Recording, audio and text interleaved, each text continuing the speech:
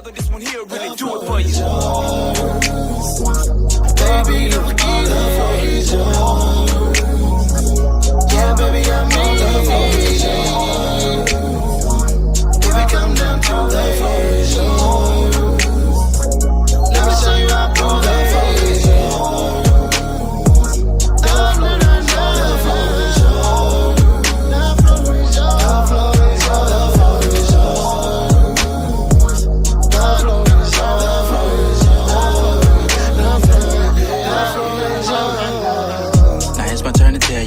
Big bro Gerard in the podcast crew.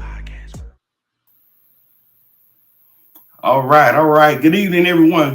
Good evening, Brother Derek. Hey, thanks, everyone. Welcome to another episode of the Floor is Yours podcast, where we make a huge play and focus on making sure that we hear your voice, let your voice be heard, because that's most important to us right here. So again, the house rules. We need you to like, share, follow us on your favorite social media platforms. And again, most importantly, share. This information is only good if we're out here reaching the masses. So please, we appreciate your help in that right there. But I got another special guest here over the past few weeks. I've been highlighting a lot of people from my hometown. So this one is another one of those. We got brother, minister, pastor. Forgive me if I'm butchering up your titles, but I think you're a principal as well. But I'll let you introduce yourself, Brother Derek. Tell us who you are and what brings you to the show, if you will. My name is Derek J. Murphy, and I am a pastor and a teacher and educator, podcast host myself, a content creator, and everything that I do in my life is geared toward building people. I discovered that a couple of decades ago that whatever I find my hands to do is to help make people better, it's to grow people, and hopefully make them better on the back end of having whatever interaction that they had with me. So I'm here to do that, and I hope that this conversation will be edifying to the people that hear it. Yeah, appreciate that. Hey, and I told you earlier, I follow you. You do podcasts. I think you're an author as well, right? Yes, sir. Yes, sir. Yeah, all that right there. So I think that your tagline, building people, is appropriate for today's topic. You look out on news, local or national news. You look on social media, and I see that there's really out there identity crisis. And I don't use that phrase lightly. I don't want it just to be something like, wow, it sounds good. Like, I think it's a real issue, a real challenge right there.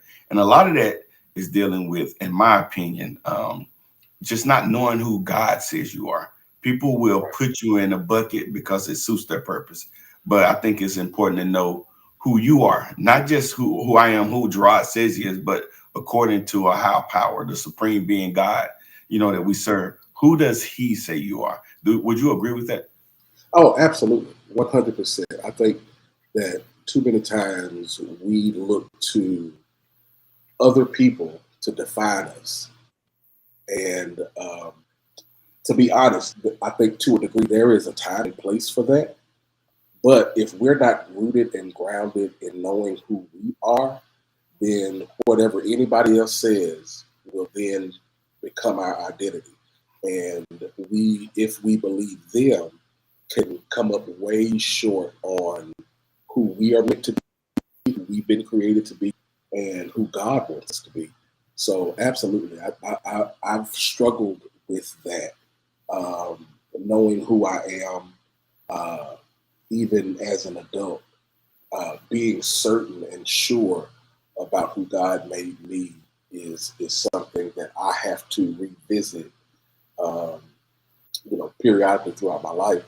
Because if we don't, I can believe what other people say and come up way short on where I'm supposed to be. That's dope. And I like that you said you have to revisit it. And first of all, thanks for that transparency on that. Sometimes when people see community leaders, pastors, teachers, and they think like, hey, we don't battle with things internally, right? Absolutely. But that's so far away from the truth. So again, thanks for your transparency on that piece right there. Yeah. But the other piece is when you said you have to revisit it. Why is that important? I don't think that's necessarily a bad thing. But why is it important to revisit that? Well, it's sort of like whenever a basketball player goes into the arena to practice, that's not game time. And it's during the practice where they work out all of the kinks when it comes time to actually play the game. Now, NBA just ended last night. Yeah. My team wasn't even there. the one that I rooted for, yeah, the one that I rooted for won. And SGA said that they worked hard. They practiced, and what they did in practice prepared them for what they did at game time. And so if they don't look in the mirror, so when you practice, you got to look at tape. You got to watch the footage. You got to see where you came up short, where you didn't pivot where you should have, where you didn't pass where you should have, and come to grips with who you actually are and work to make the improvements while nobody's watching, so that when you get in the game, that's where you can display all of that work that you've done. And it won't be a situation of faking it till you're making it. Yeah. I've actually worked it out. And whatever I've done in the dark, whatever I've done away from the cameras, because, the crowd wasn't there at practice. Done in private will then become who I am in public. And so me, I have to revisit why God called me to do what I'm doing. Why did God give me the possess? Why did God position me in the place that I'm in, so that I can maximize my opportunity when it's game time? And it's game time, at church on Sunday, it's game time, and the school on Monday, and so, anytime I, turn on the camera to do whatever I do, that's game time. But the work that goes into prepare for those moments, I have to consistently remember why I'm there to do it. And it's not something that I, really take lightly. That's dope, man. I love that basketball analogy. And I was just thinking about, as you were talking, you have a coach, when you're out there pushing you. And sometimes that coach sees talent in you that you don't even see in yourself. They know to push you to limits that you wouldn't even push yourself. So I love that basketball analogy. And then the other part is it's who I'm supposed to be based off, what God says I am. But sometimes I'm down on myself, if I'm being honest. I'm disappointed. I'm discouraged. I've been through some heartaches, some broken relationships, some business failures, a number of other things. And it can be hard. So in those instances, before we get into the weeds, but how have you ever dealt with the disappointments? And if so, how do you pull yourself out? Man, all the time. I posted a few days ago that I have failed a lot. And in my failures, I didn't stop. That's not a boast. That's really just the honest truth, that I failed so much that if it were based on the things I got wrong, you could look at my life and say that I'm a failure. But most of those failures, most people don't know about, right? They didn't see that. I just recently got fully certified to be a principal in the state of Texas. Okay. There are two tests. Thank you. Yeah. There are two tests that educators have to take in order to become a certified principal. And I failed both of them the first time. I failed both of them. And I went in confident, knowing who I am, and I came away short of passing. And it really made me, take a look at myself and say, hey, did you strategize right? Did you go in with the right strategy? So I had to rework my game plan. I had to go and watch footage, but nobody knew that. You know why? Because I'm already an assistant principal. This will be my third year as an assistant principal. Oh, wow. And people they didn't know. But I failed so much, and I was disappointed in myself so much it could have derailed me. You know what I mean? And there are some things there are some areas in my life that I've come up way short, that if I had let them, they would have taken me off of my course. But I kept going. And that's where most of us, that's where a lot of people can really miss it. They'll allow a failure to derail them instead of learning from that mistake or learning from that error and using it to make them better. That's good. And, I was talking to a buddy a couple weeks ago, and for some reason, failure or mistakes is such a bad thing that people refuse to acknowledge them. They hide them, and they don't want to, show the real, not just to others, but to themselves. And it keeps people from even trying. So have you noticed that in your professional life, when you're coaching men or families, whatever, where people fear or for whatever reason, they refuse to acknowledge like, hey, something didn't work and I need to pivot and try again? But absolutely. Every day in the classroom, students will come across a concept that's difficult and will feel like, well, then I can't do nothing since I can't do that. Instead of, okay, help me figure it out. And I've always had this philosophy as a teacher when I was in the classroom that I have high expectations. You're going to do some hard things, even if I got to help you with it. So having people in your life that will hold you accountable to mistakes without making you take on the identity of the mistakes. So like instead of saying I failed, I would say I'm a failure. You know what I mean? Yeah. When you take on the identity of a failure, you would act as if nothing that I do will work. Nothing that I will put my hands to will work out for me because I'm a failure. Instead of taking the position that I failed, that didn't work this time. What can I do different? And I see that every day in the classroom, and I see it in people in their spiritual life. That one mistake, or whether God don't love me, God hates me. When we don't understand that God knows exactly who we are, He knew we were gonna fail before we did. Yeah. And so instead of taking those as learning opportunities and knowing that everybody fails at some point. Yeah.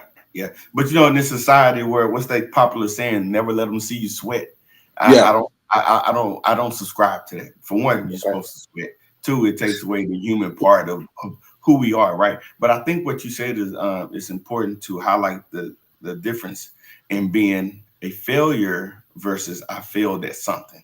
And the thing is, sometimes when you fail at something, it's not always the end, right? I tell people all the time, sometimes I just figure out another way of doing something or a way to not do something so I can get back in the game, and I don't know if you want to elaborate on that right there or not. Well, absolutely. You look at the guys last night in that game, I saw the emotion on those guys' face, and the Pacers were disappointed when McConnell went back into the locker room. Reggie Miller got him first. I think that was after his mom maybe hugged him. Reggie Miller got him, and that man was crying. He was in tears.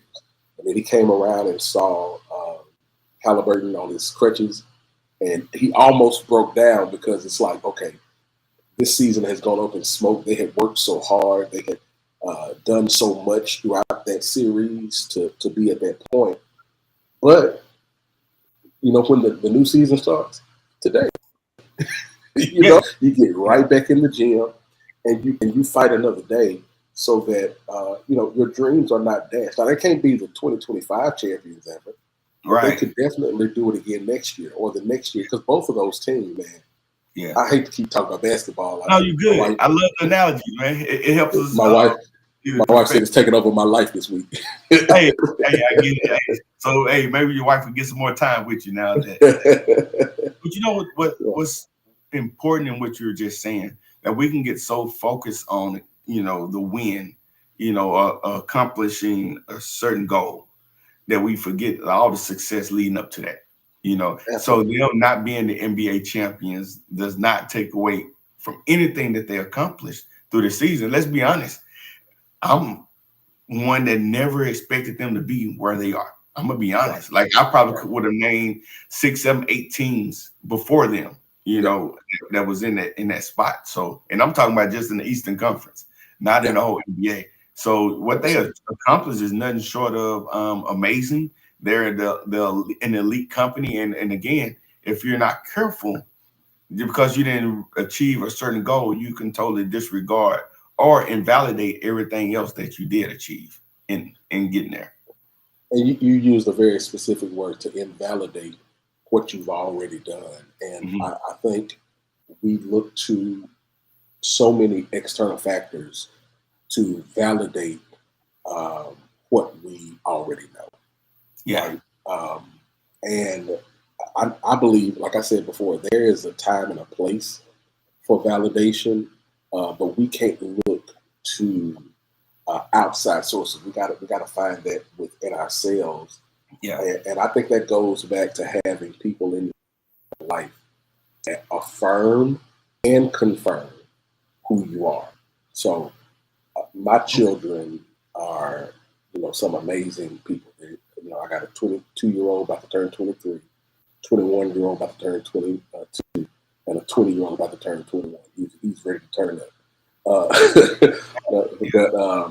But those three are some amazing people.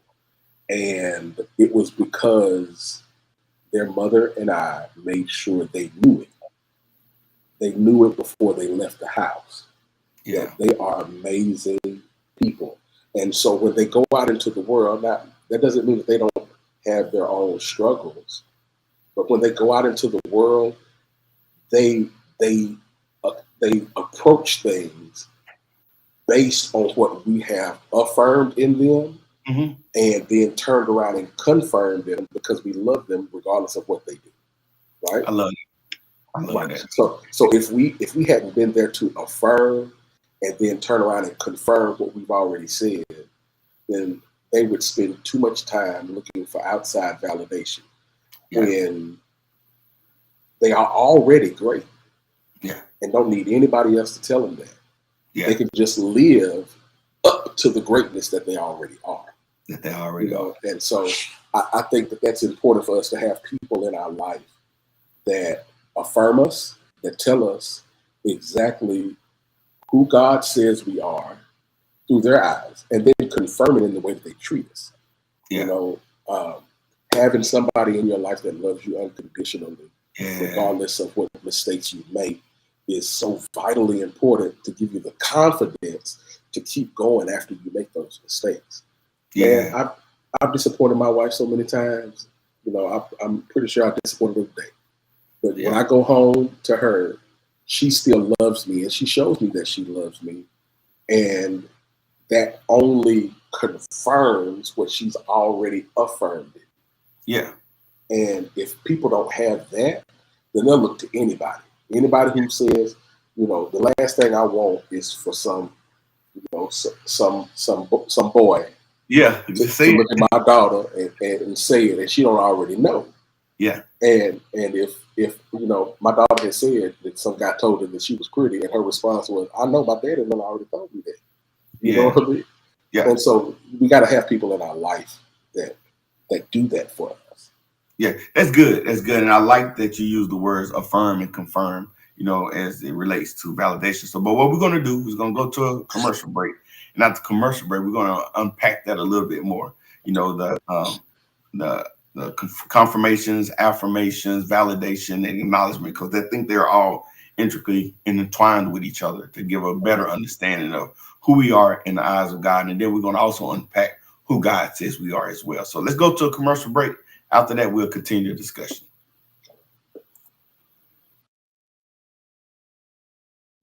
Your success ain't gonna happen overnight. It may take a year, it may take 2 years, it may even take 10 years. For some people, it might take even longer than that. But one thing I do know, as long as you keep fighting and staying consistent, you will make it. Look in the mirror and ask yourself, are you gonna make it?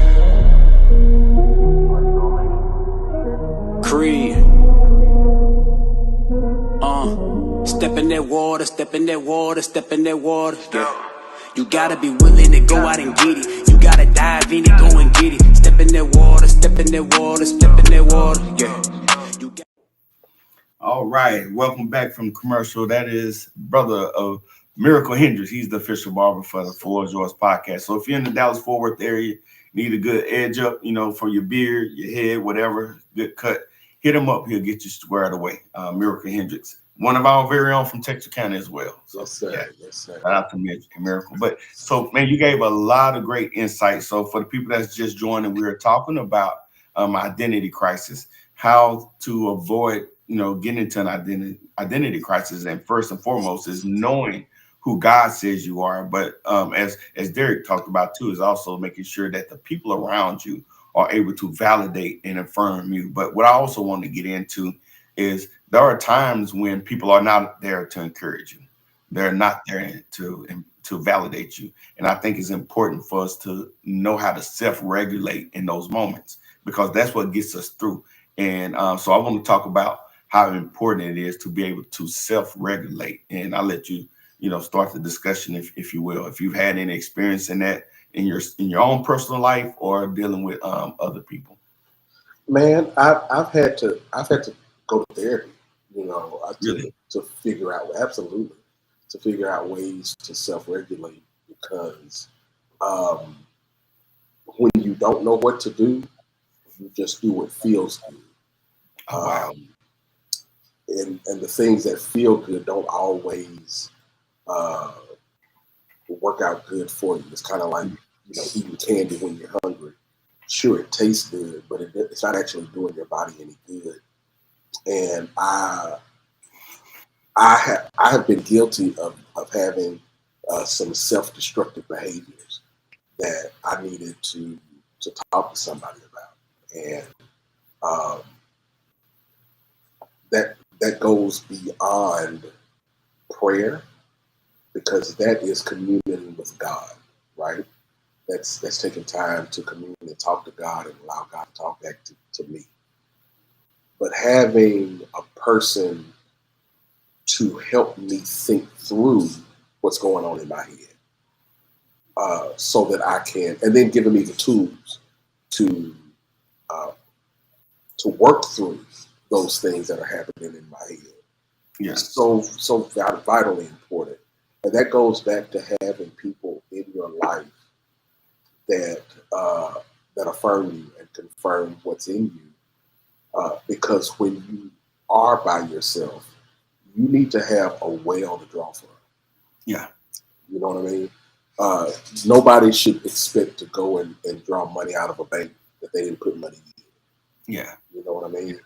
And so whatever deposits that you make in yourself, in terms of healthy relationships, celebrating your wins, coming to terms with your losses and learning from them, those are the tools ultimately that help you to overcome whatever doubt or whatever negativity comes into your mind. And it's not just the power of positivity. It's not that. It's really putting in what you need to draw out in those dark moments. And again, if I approach life from the perspective that I'm not a failure, if whatever I do is going to work eventually, then that gives me the motivation to keep going. That gives me the confidence to keep going. And people who struggle with their confidence do so because they haven't been depositing in themselves, and they haven't had other people in their lives to deposit in them. That's why it's so important to come to church and have that communion with God, because God will deposit that in you as well. Yeah. But when you're all alone and you don't even have the presence of mind to pray, you got to pull that out. Yeah. You got to pull that out, and it's all because of what's been put in you. Yeah. So we talked about the title is identity crisis. You are who God says you are, not others. So let's talk about and I'll send some notes, Sheridan, which let's talk about some things that what God says, who God says we are. if you will. Yeah. And so the one that said you are his beloved child, created in his image, like that's saying a lot right there. Created in his image, and you have inherent worth. And some Christian circles they use the word intrinsic value, but that God assigns value to everyone, like we all are equally important. We all might have different missions that affect people in different ways, but no one more important than the next person. So I think that's important to state. But it says, here are some affirmations of who God says you are. And the first one, and we don't have to pull up the verse, but I just want to give it as a reference. You are forgiven and redeemed. And that's in Ephesians chapter 1, verse 7. So I think that's important when you're in your spiritual world to know, like, you know what, I may have missed the mark on a lot of things, but we are forgiven and we are redeemed. And that's a priceless gift. Would you agree with that? 100%.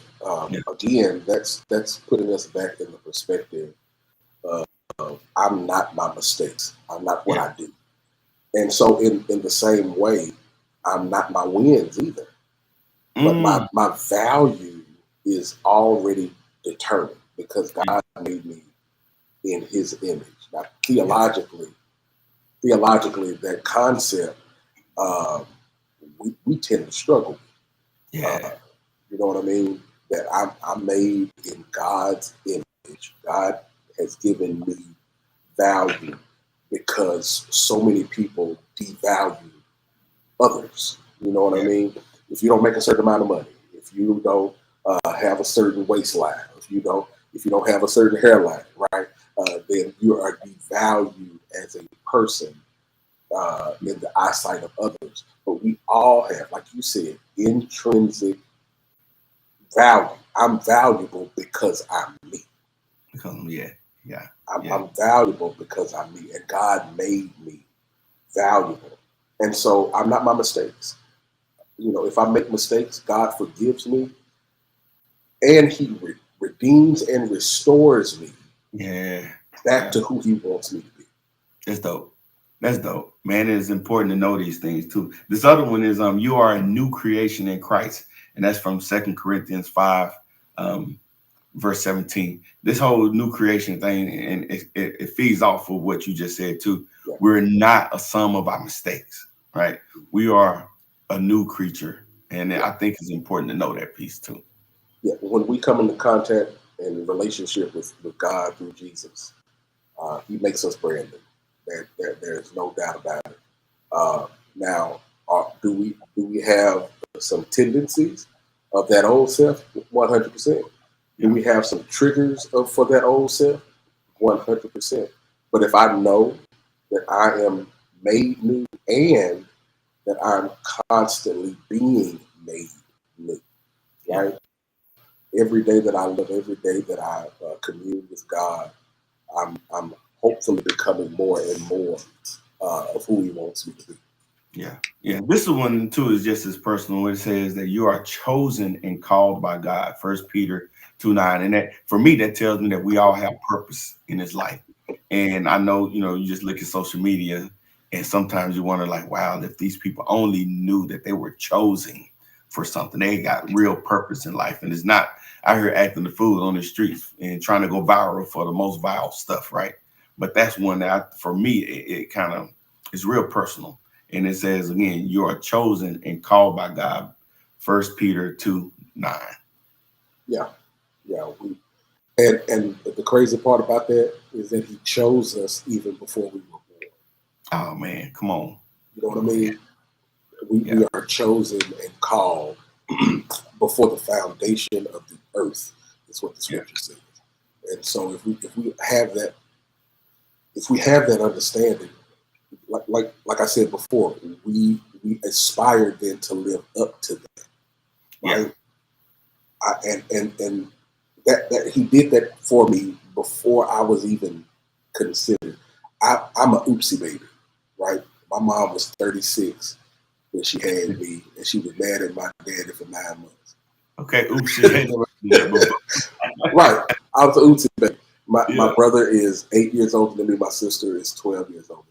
They weren't the same, right? Yeah. But God knew, and he had a plan for me, even when they didn't know I was coming. And when we know that about ourselves, that gives us a different perspective into how we approach life. Yeah. And this last one I want to go over, it's just as important. You are loved unconditionally. And in spite of all our flaws and faults and mistakes and muck-ups, as we say in the Army, like we are loved unconditionally. Now, that don't mean that there are consequences for what we do, but to know that regardless of our mistakes, our mess ups, and our wrongs, like he still cares and does and provides for us, right? Yeah, man, that unconditional love part is so important, especially for men to hear, because men, we are trained to be worth our salt, so to speak. Yeah. So we are typically loved. Chris Rock said, we're typically loved based on what we provide, right? The only ones in life that get loved unconditionally are children and dogs. That's what Chris Rock said. And there's a lot of truth to that, right? There's a lot of truth to that. And so for a man to know that despite what I can provide, I'm already loved. You know what I mean? The scripture says that while we were yet sinners, Christ died for us. He loved us while we were in a place of being unlovable. Yeah. He already loved us. It wasn't based on what we did. It's based on our value. And our value is not the sum of what we do. It's not the sum of what we make. Yeah. It's not the sum of what we have. We are who God says that we are. And he loves us despite all that stuff. You know what I mean? If I never make $1 million, God loves me and he has purpose for me. And that's important for men to hear. If we don't hear that, man, we'll be stuck on the hamster wheel trying to grind and make stuff happen that sometimes God didn't even call us to do.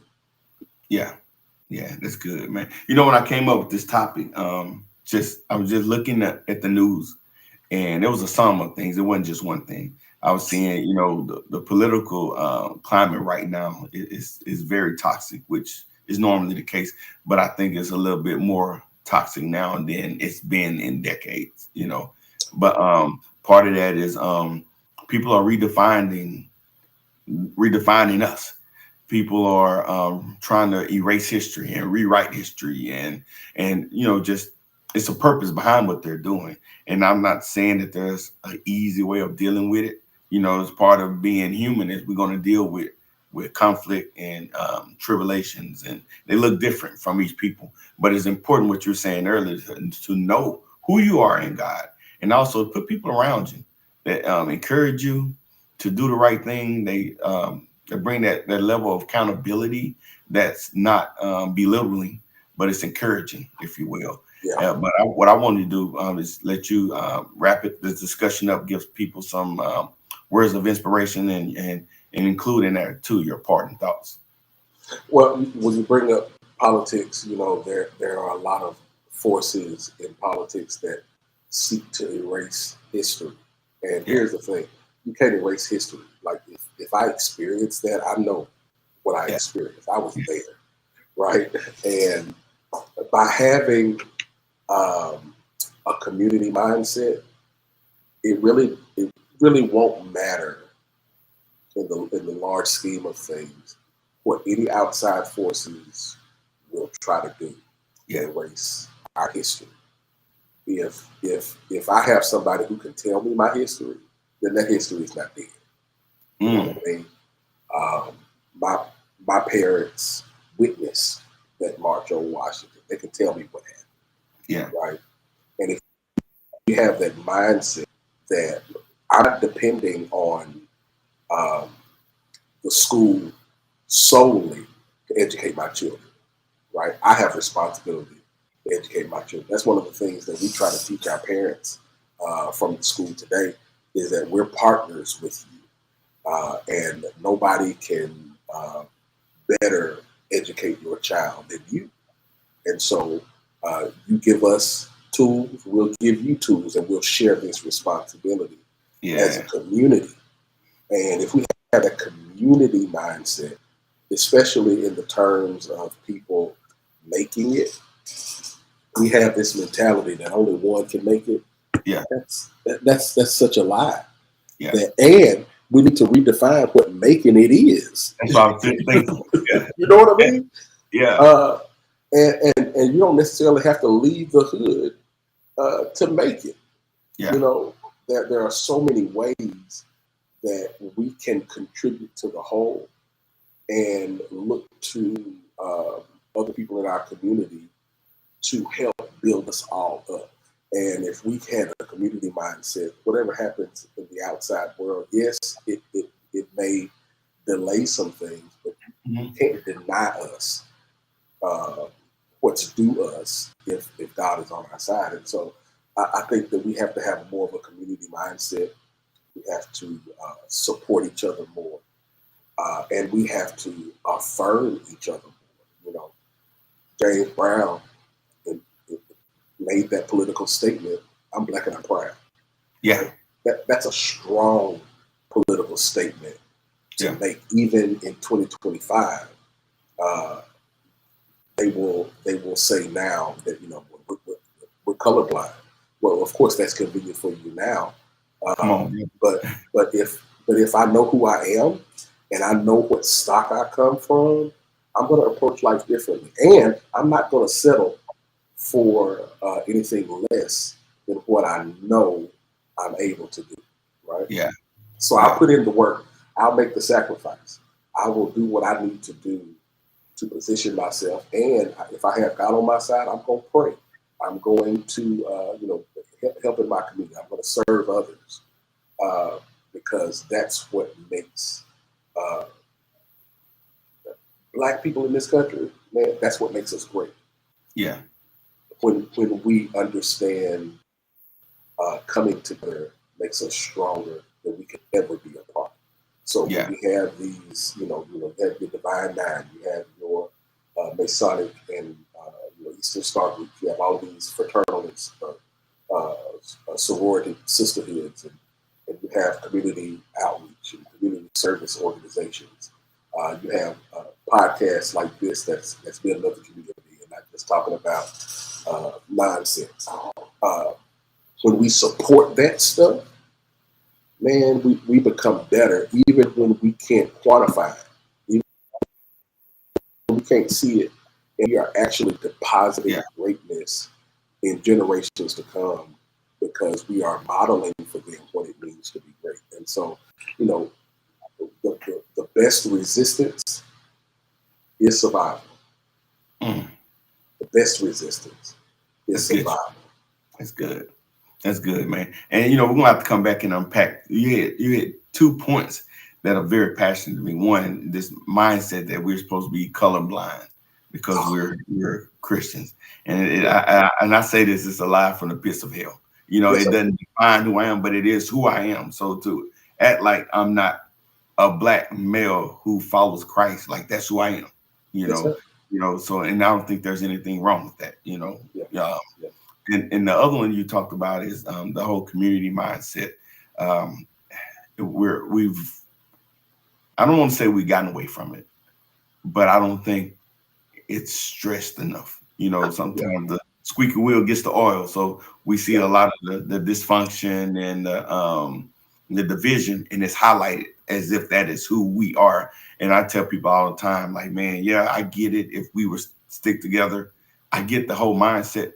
But I'm around some amazing people that stick together, that encourage, that holds people accountable, that acknowledge, that validates, all those things. So if you're not in those kind of circles and all you're seeing is people that don't stick together, I think you need to reevaluate your environment. So those are my fun words. But before we tell people how to follow you and get in touch with you outside of here, you got this little fun game. It's fun to me.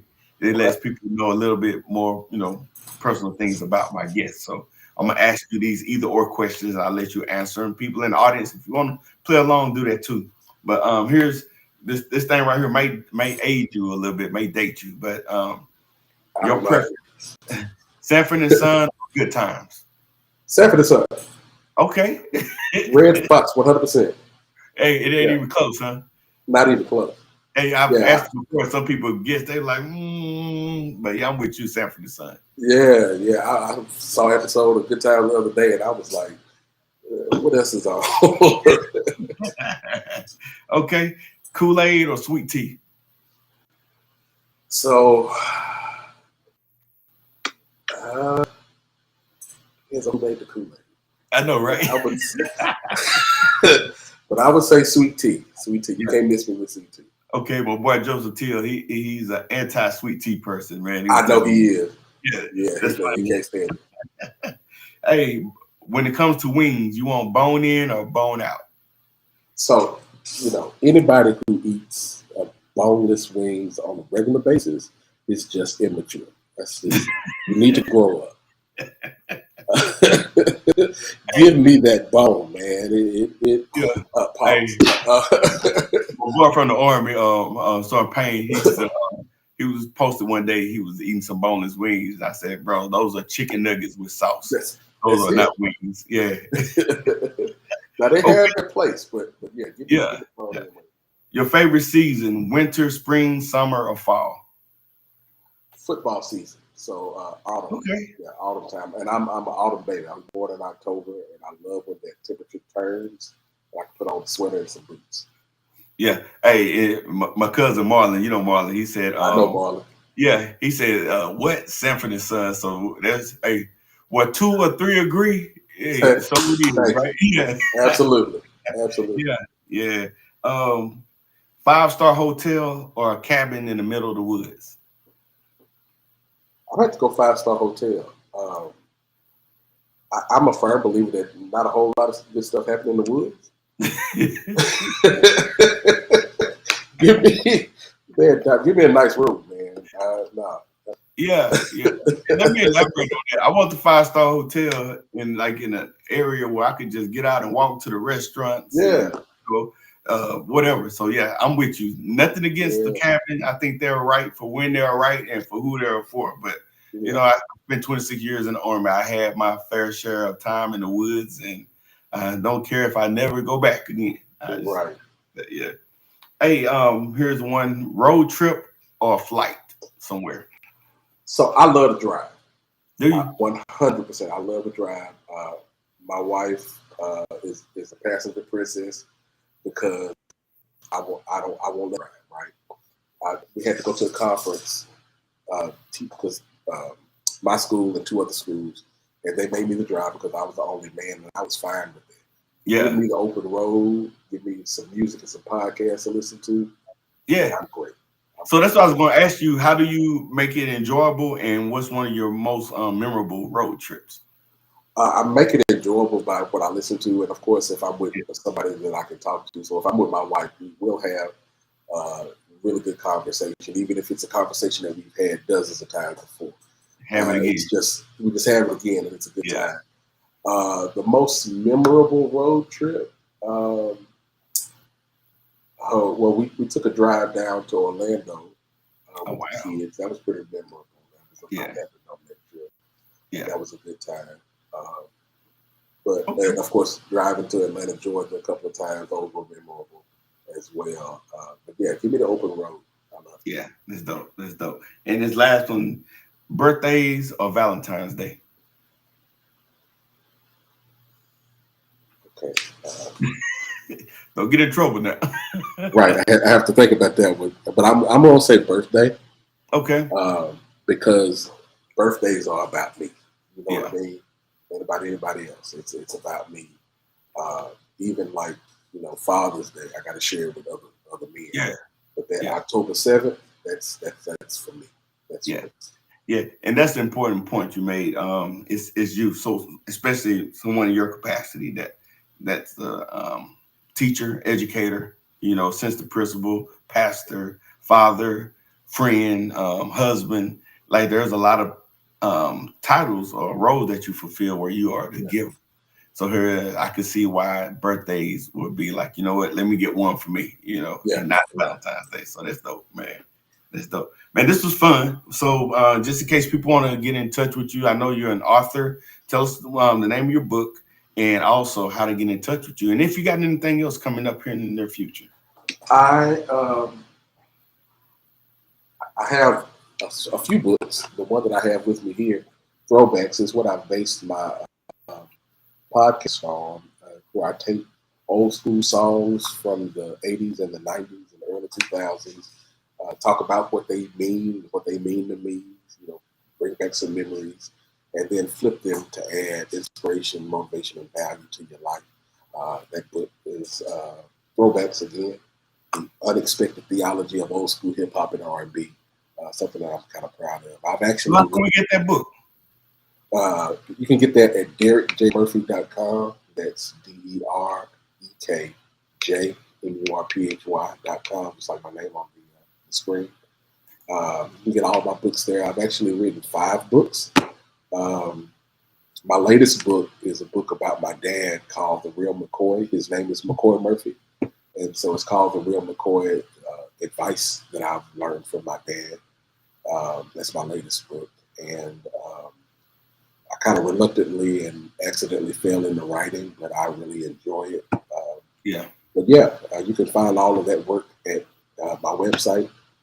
You can follow me across all social media at I Am Building People, and that's Building PPL across all social media platforms, including YouTube. You can find my podcast there as well.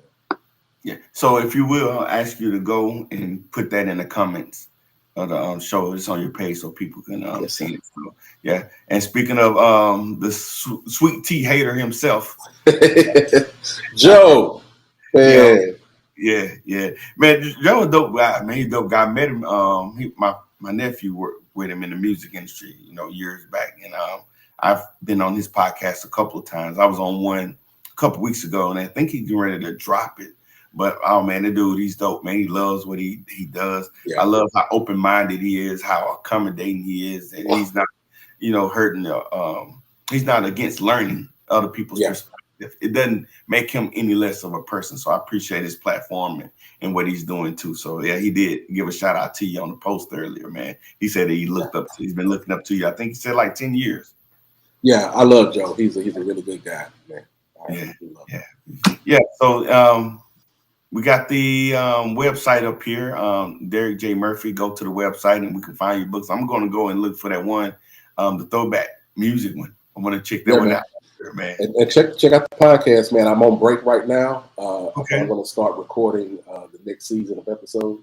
Okay. I'll be interested to get your feedback. Tell me what you think about it. Absolutely, man. Hey, please, man, let me know. Yeah, I'm never short on words, and I'm pretty opinionated, so. Yeah, brother. And here's your tag on social media platforms. I Am Building People, and people is PPL. So go out and follow this young man. Man, I appreciate you for joining. That old saying, you could be anywhere, but you decided to be here with us this evening, sharing that wisdom. So I appreciate you. Thank you for what you're doing for our community. Thank you for being a stable presence, and your transparency, and thank you for being a great husband and a great father too. That right there, sometimes it goes unmentioned and underappreciated, but I think that is the catalyst of our community, is being a good father and a good husband as well. So fulfilling those roles and doing them, with passion and purpose. So thanks for that too. I pray that I am, man. I pray that. Yeah. Hey, any little last words before we call it quits? Man, just want everybody to remember, you're not what people say. You're who God says that you are. He's already made you in his image. He already has proven that he loves you. So just live in light of knowing that. Yeah, cool. Appreciate you again, man. Hope we can do it again soon. And everybody else out there, thanks for following us for just short of an hour. It was a great conversation, but we need you to like, share this episode. If you know some people that can be inspired by this, please share it with them and let them know to reach out to Brother Derek. He's a great resource, and I appreciate you for tuning in, and thank you for joining us, Brother Derek. Yeah, appreciate it. Won't need another, this one here really do it for you. Baby, look at